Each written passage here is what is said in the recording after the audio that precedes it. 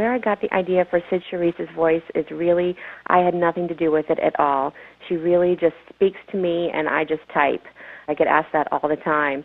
The truth is that it's just a voice that's in my head, and I often say that I became a writer because I had to do something with all the voices in my head. Otherwise, I'd have a nervous breakdown. So Sid is one way in which I channel all of that. I always wrote from the time that I was a child. It was never not something I did do, if that makes sense. Also, it's important to note that my mother was an English professor and also a writer herself, so I was very much encouraged as a child to write. And also, I was raised as an only child. I have two half-sisters, but they're much younger than me, so I wasn't raised with them.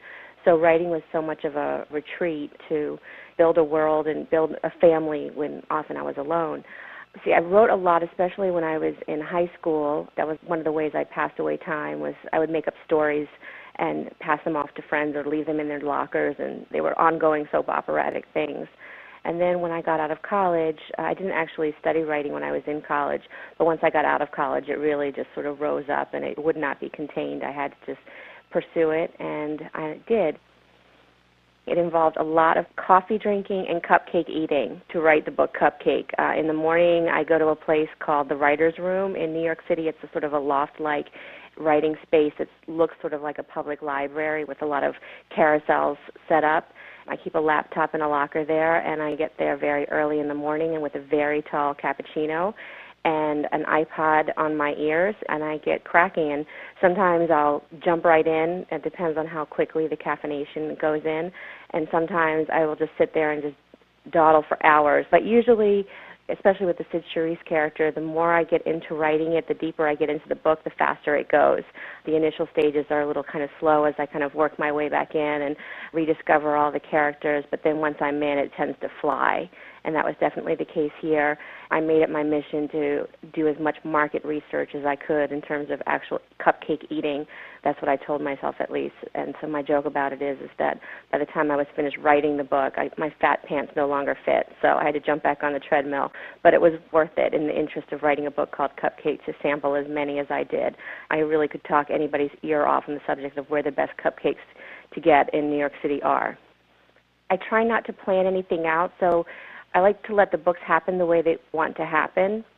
There were not very many surprises to me when writing Cupcake. I think that the biggest surprise to me happened in terms of the relationship between Danny, her half-brother, and his former partner, Aaron. I had really expected a new romance for Danny, and I was not planning to put them back together or even have that be part of the storyline. In fact, the whole book, the way I had it in my mind initially, was very much about him pursuing a very different course in life, a new course in life. And then I wrote a scene where both of them showed up at a Halloween party dressed like disco characters, and they were dressed very similarly, and all of a sudden I realized, oh, you were really going down the wrong path, Rachel. This is the path that you were supposed to be on.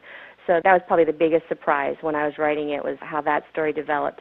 The other big surprise for me is that it was the character of Shrimp. I often say that character, I love him, but I sort of feel about him the way Sid Charisse's mother does about him, which is like, he's probably a good kid, but he's sort of lost and trying to find his way. And not the most stable person for a young girl to have a relationship with, even though I love him to death and I understand why teenage girls would be in love with him. So I've always had this sort of affection for his character, but also this wariness of him, sort of from a more maternal instinct. And this time around, I have to say, I completely fell in love with him as a character. All of that just got stripped away, and he really, in my mind, he came into his own so much more as a character for me than he had in previous books. He was less elusive, and I understood him better. I understood why he was doing what he was doing, and I was rooting for him more. So that was my other big surprise in writing it, was how much I personally fell in love with Shrimp.